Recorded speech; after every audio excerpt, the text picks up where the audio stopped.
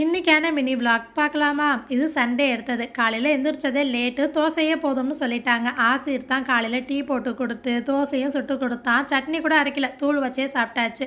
அவன் இப்போ கொஞ்ச நாளாக தான் ஸ்டவ் கிட்டே நிற்கிறானா. நானும் பக்கத்துலேயே நிற்பேன். ஆனால் வேலை பார்க்குறது பெருசு இல்லை தம்பி, எடுத்த பொருளை அதே இடத்துல வைக்கணும் அப்படின்னு சொல்லி கொடுத்துட்டே இருப்பேன். இது என்னோடய லாங் வீடியோ பார்த்தவங்களுக்கு தெரியும். எனர்ஜி பால், அத்திப்பழம், பேரிச்சம்பழம், சீட்ஸு, நட்ஸ் எல்லாம் போட்டு ரெடி பண்ணது. சாம்பிளுக்காக 2 வெளியில் வச்சுருந்தேன். எவ்வளோ நாள் கெட்டு போகாமல் இருக்குது பார்க்கலாம்னு. கிட்டத்தட்ட ஒரு 14-15 நாள் தாண்டிடுச்சு. இன்னி வரைக்கும் கெட்டு போகலை. ஆனால் அந்த 15 நாளைக்கு மேலே லேசான கக்கல் வாடை வருது. அதனால் 15 நாள் வரைக்கும் கூட வெளியிலே வச்சு தாராளமாக சாப்பிட்லாம், ஒன்றும் ஆகாது. இந்த ரெசிபியை இந்த ஷார்ட்ஸோட டைட்டிலுக்கு மேலே நான் லிங்க் டேக் பண்ணியிருக்கேன். இன்றைக்கி ஆப்பிள் கூட சேர்த்து மில்க் ஷேக் மாதிரி போட்டேன். இனிப்புக்குன்னு கூட தனியாக எதுவுமே சேர்க்கல. செம்ம சூப்பராக இருந்துச்சு. என்கிட்ட வெயிட் லாஸ் ரெசிபி சில பேர் கேட்குறீங்க. நான் அண்டாவாக சாப்பிட்டு தூங்கி முழிச்சு பார்த்தா கூட 5 கிராம் கூட ஏறியிருக்க மாட்டேன். நான் எதுவுமே ஃபாலோ பண்ணலை. இது ப்ளஸ்ஸா மைனஸான்னு தெரியல. ஸோ வெயிட் லாஸ் ஜேர்னி பற்றி மட்டும் என்கிட்ட கேட்காதீங்க. ஏன்னா நான் ஃபாலோ பண்ணாததை சொல்ல முடியாது இல்லையா? நீங்கள் வெயிட் லாஸு, வெயிட் கெயின் இல்லை இப்படியே இருக்கிறது போதும். எதுக்கு ட்ரை பண்ணுறீங்கிறத கமெண்ட்டில் ஷேர் பண்ணுங்கள். அன்றைக்கி பழம் சோறு, மட்டன், உருளைக்கிழங்கு போட்டு கறியானோ, முட்டை அவிச்சு போட்டுட்டு நார்த்தங்காய் தொட்டுக்கிட்டு சாப்பிட்டாச்சு.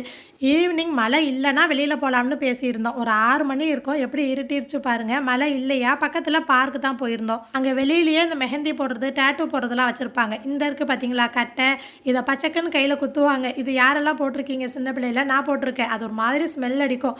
கிச்சன் ஜாமானா ஓடி ஓடி பார்க்குறது. இந்த ஃபேன்சி ஐட்டம்லாம் காலேஜோடு முடிஞ்சு போச்சு. சும்மா ஒரு ரவுண்டு பார்த்துட்டு உள்ளே போயிட்டோம். இந்த பார்க்கை மெரினா பார்க்குன்னு சொல்லுவாங்க. கடலோடு ஒட்டி இருக்கும். நிறைய பேர் ரிலாக்ஸாக உட்காந்து பேசுவாங்க, வாக்கிங் போவாங்க.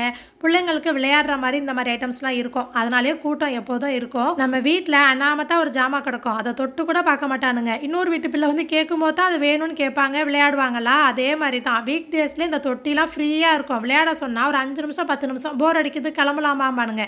இங்கே க்யூவில் நின்று ஆடிட்டு இருப்பானுங்க.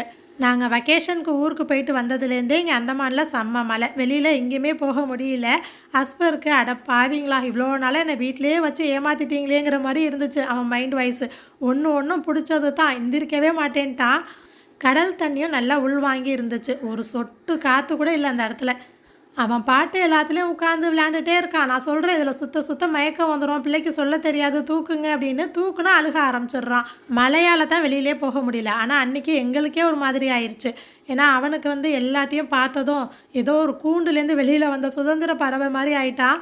இந்த பார்க்கில் இந்த மாதிரி கேம்ஸ் மட்டும் கிடையாதுங்க. ஒரு இடமும் நிறைய ஹிஸ்ட்ரி இருக்குது. நான் எல்லாத்தையும் வெளிச்சத்தில் இன்ஷால்லா ஒரு நாள் வந்தேன் அப்படின்னா டீட்டெயிலாக உங்ககிட்ட காட்டுறேன்.